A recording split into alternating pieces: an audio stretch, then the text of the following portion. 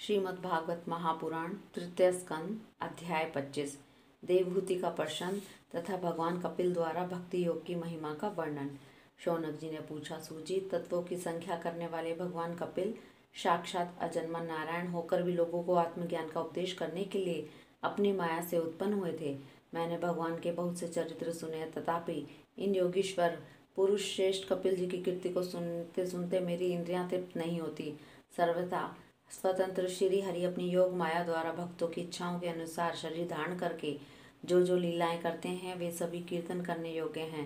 अतः आप मुझे वे सभी सुनाइए, मुझे ठीक से सुनने की उन्हें बड़ी श्रद्धा है।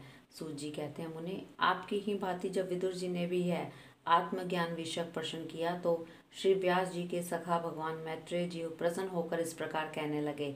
विदुर जी, पिता के वन में चले जाने पर भगवान कपिल जी माता का प्रिय करने की इच्छा से एक बिंदुसर तीर्थ में रहने लगे।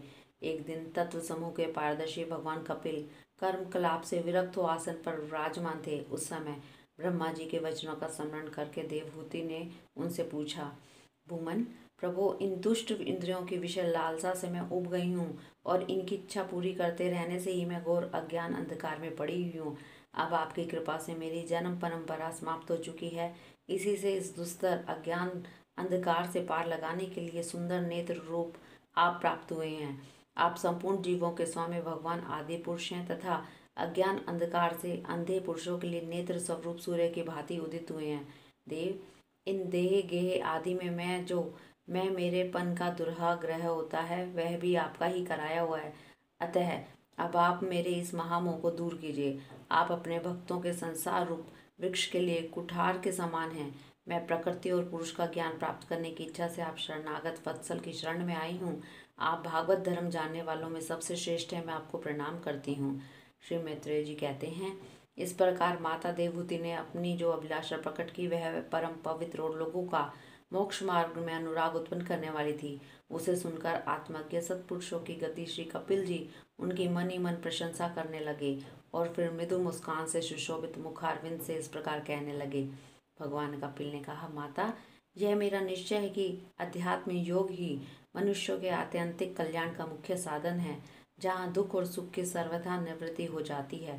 साध्वी, सब अंगों से संपन्न उस योग का मैंने पहले नारद आदि ऋषियों के सामने उनकी सुनने की इच्छा होने पर वर्णन किया था, वही अब मैं आपको सुनाता हूँ।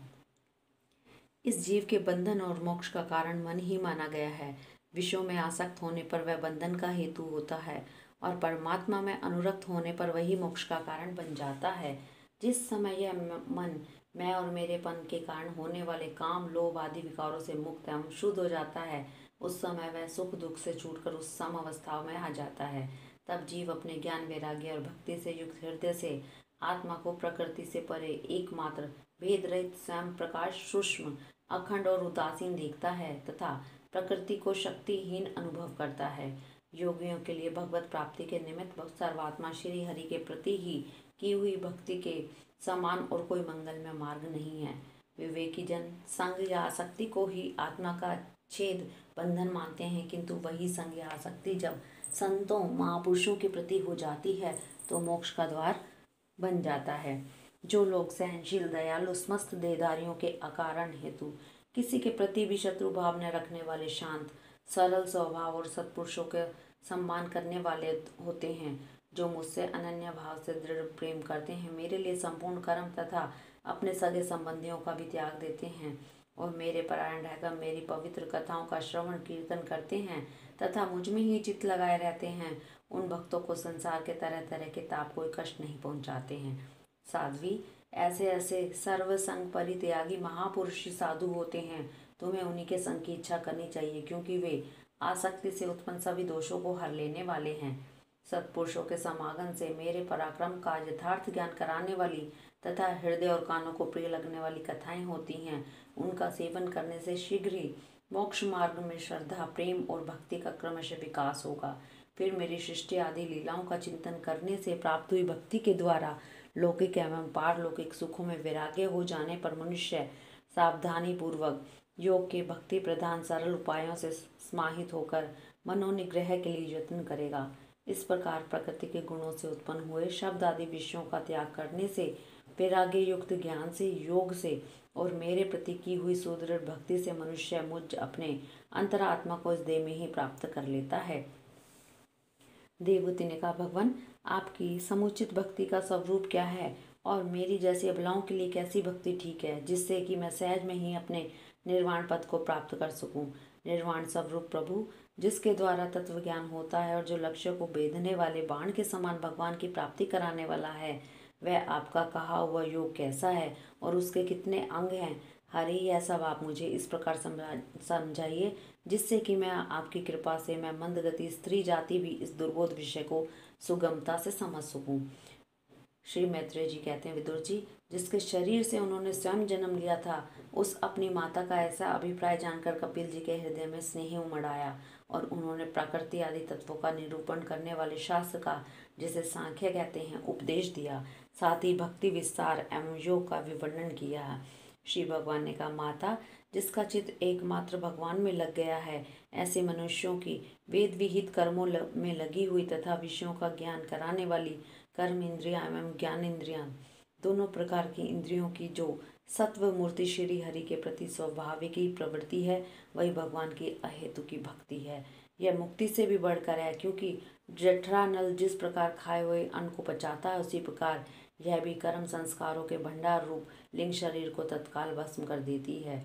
मेरी चरण सेवा में प्रीति रखने वाले और मेरी ही प्रसन्नता के लिए समस्त कार्य करने वाले कितने ही बड़भागी भक्त, जो एक दूसरे से मिलकर प्रेम पूर्वक मेरे ही पराक्रमों की चर्चा किया करते हैं, मेरे साथ एक ही भाव की इच्छा नहीं करते।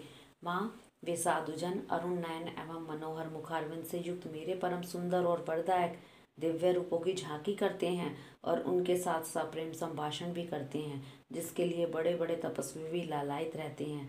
दर्शनीय, अंग प्रत्यंग, उदार, हास विलास, मनोहर चितवन और सुमधुर वाणी से युक्त मेरे उन रूपों की माधुरी में उनका मन और इंद्रियां फंस जाती हैं। ऐसी मेरी भक्ति न चाहने पर भी उन्हें परम पद की प्राप्ति करा देती है।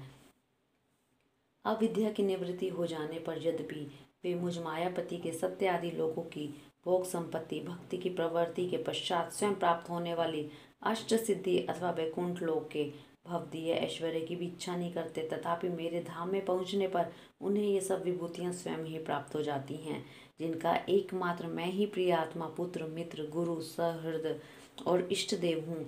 वे मेरे ही आश्रम में रहने वाले भक्तजन शांति में वैकुंठ धाम में पहुंचकर किसी प्रकार भी इन दिव्य भोगों से रहित नहीं होते और न उन्हें मेरा काल चक्र ही ग्रस सकता है। माता जी, जो लोग इहलोक परलोक और इन दोनों लोकों में साथ जाने वाले वासना में लिंग देह को और शरीर से संबंध रखने वाले जो धन पशु और ग्रह आदि पदार्थ हैं, उन सबको और अनन्य संग्रहों को छोड़कर अनन्य भक्ति से सब प्रकार मेरा भजन करते हैं, उन्हें मैं मृत्यु रूप संसार सागर से पार कर देता हूँ। मैं साक्षात भगवान हूँ, प्रकृति और पुरुष का भी प्रभु हूँ तथा समस्त प्राणियों का आत्मा हूँ। मेरे सिवा और किसी का आश्रय लेने से मृत्यु रूप महाभय से छुटकारा नहीं मिल सकता। मेरे भय से वायु चलती है, मेरे भय से सूर्य तपता है, मेरे भय से इंद्र वर्षा करता और अग्नि जलाती है तथा मेरे ही भय से मृत्यु अपने कार्यों में प्रवृत्त होता है। योगी जन ज्ञान वैराग्य युक्त भक्तियों योग के द्वारा शांति प्राप्त करने के लिए मेरे निर्भय चरण कमलों का आश्रय लेते हैं। संसार में मनुष्य के लिए सबसे बड़ी कल्याण प्राप्ति यही है कि उनका चित्त तीव्र भक्ति योग के द्वारा मुझ में लगकर स्थिर हो जाए। हरिओम तत्सत।